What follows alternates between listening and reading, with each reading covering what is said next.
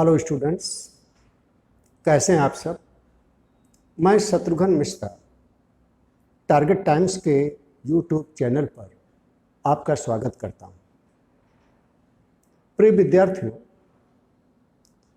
आप लोगों द्वारा ही यह मांग उठाई गई थी कि भारतीय संविधान के ऐसे विषयों को जो संक्षेप में टॉपिक बन सकते हैं और जिनसे परीक्षा में प्रश्न आते हैं को डिस्कस किया जाए। इसी क्रम में हम आप आज एक छोटे किंतु महत्वपूर्ण टॉपिक जनहित याचिका को समझाने चल रहा हूं। इसे हम PIL अर्थात पीपुल इंटरेस्ट लिटिगेशन के नाम से भी जानते हैं। यह समाचार पत्रों में इसकी प्रायः चर्चा रहती है और आज एक लोक कल्याणकारी राज्य में इसका महत्व बढ़ गया है। तो शुरुआत करते हैं।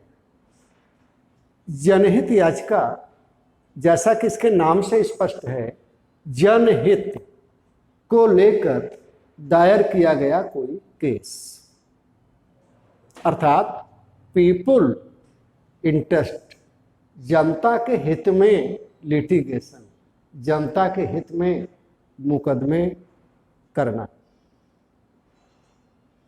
भारतीय संविधान का उद्देश्य ही वेलफेयर स्टेट की स्थापना करना रहा है। हमारा संविधान न केवल एक सर्वोच्च अपितु पवित्र दस्तावेज भी है। पवित्र इस अर्थ में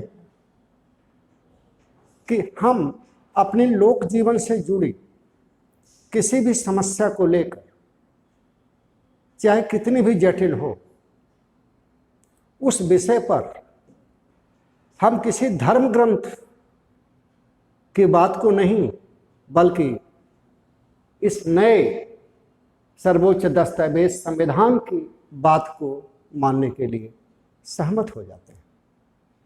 एक प्रकार से संविधान को लोकतंत्र का एक धार्मिक दस्तावेज भी कहना गलत नहीं होगा।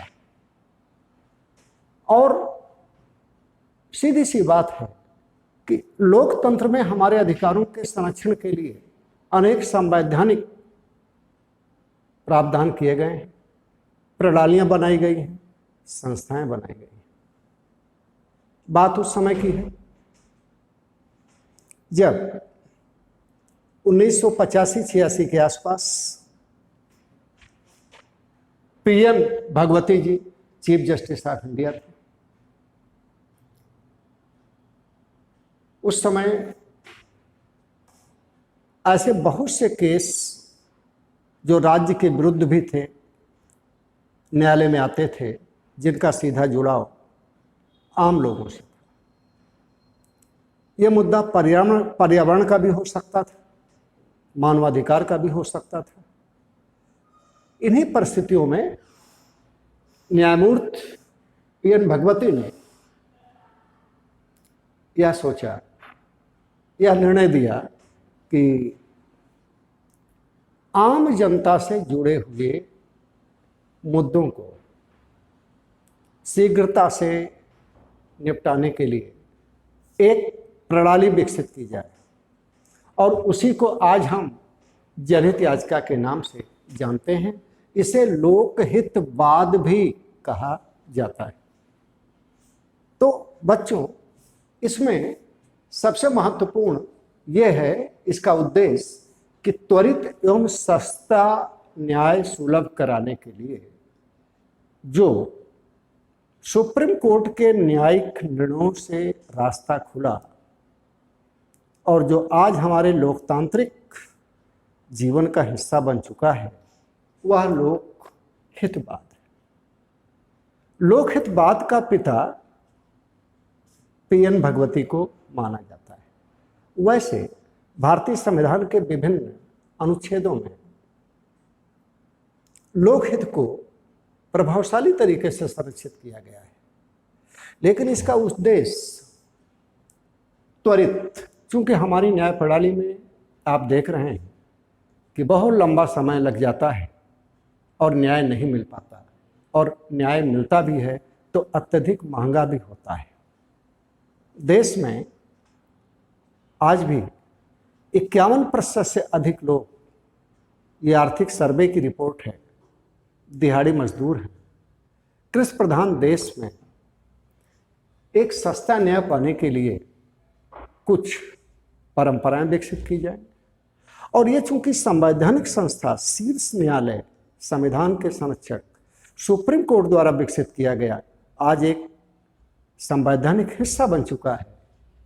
तो इस संदर्भ में हम कह सकते हैं कि भारतीय संविधान के अनुच्छेद 32 में 5 प्रकार के रिट पिटीशन के माध्यम से भी हम अपनी नागरिक स्वतंत्रता और अन्य मूल अधिकारों को सुनिश्चित करने के लिए हाई कोर्ट और सुप्रीम कोर्ट के पास जा सकते थे।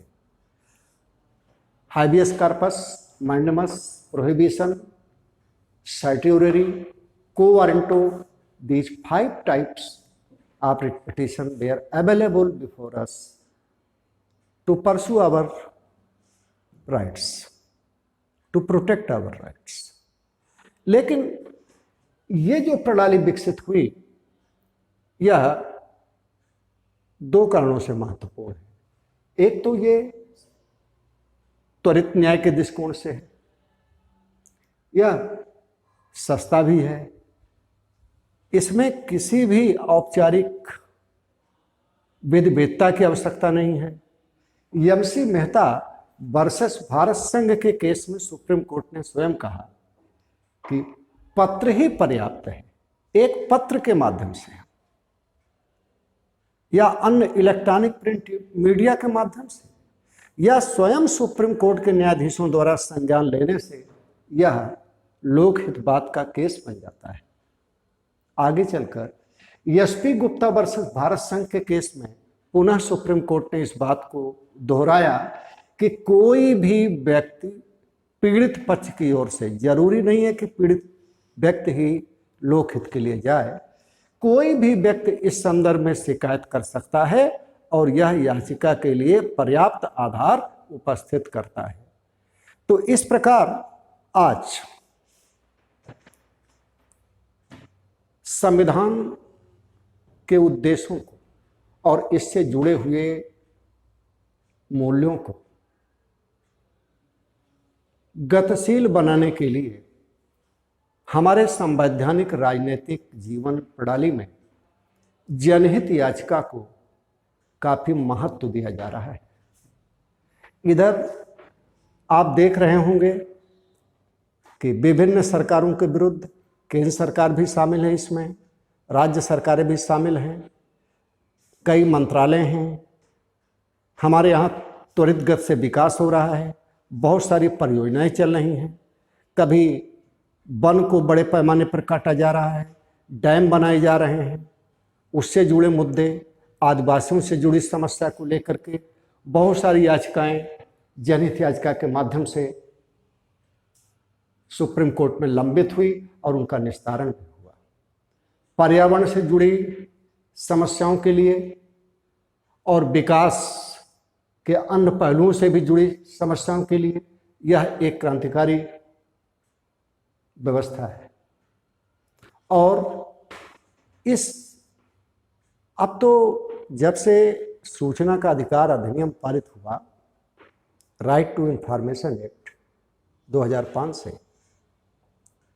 तब से जनहित याचिका और महत्वपूर्ण हो गया। आज बड़े बड़े एक्टिविस्ट इसका उपयोग करके सरकार के विरोध में या किसी पीड़ित पक्ष के हित में इस याचिका का प्रयोग कर रहे हैं। इससे हम लोकतांत्रिक मूल्यों को मजबूती देने में सफल हो रहे हैं और भारतीय लोकतंत्र इस प्रक्रिया के द्वारा अधिक शक्तिशाली होकर उभरा है। तो बच्चों, इस छोटे से टॉपिक पे सबसे महत्वपूर्ण है कि जो प्रश्न बनता है कि जनहित याचिका का पिता किसे माना जाता है, तो उत्तर है पीएन भगवती को। ये जनहित याचिका से जुड़ा प्रश्न ये है कि क्या पर्यावरणीय समस्याओं या किसी भी लोक हित से जुड़ी समस्याओं के लिए इस याचिका को दायर करने के लिए कोई विशेष प्रक्रिया का उल्लेख है? तो ऐसी किसी विशेष प्रक्रिया का उल्लेख नहीं मिलता है। शेष आगे जब संविधान की कक्षाएं होंगी तो इस विषय को थोड़ा सा जोड़कर और भी हम समझाएंगे। धन्यवाद। कैबिनेट का है।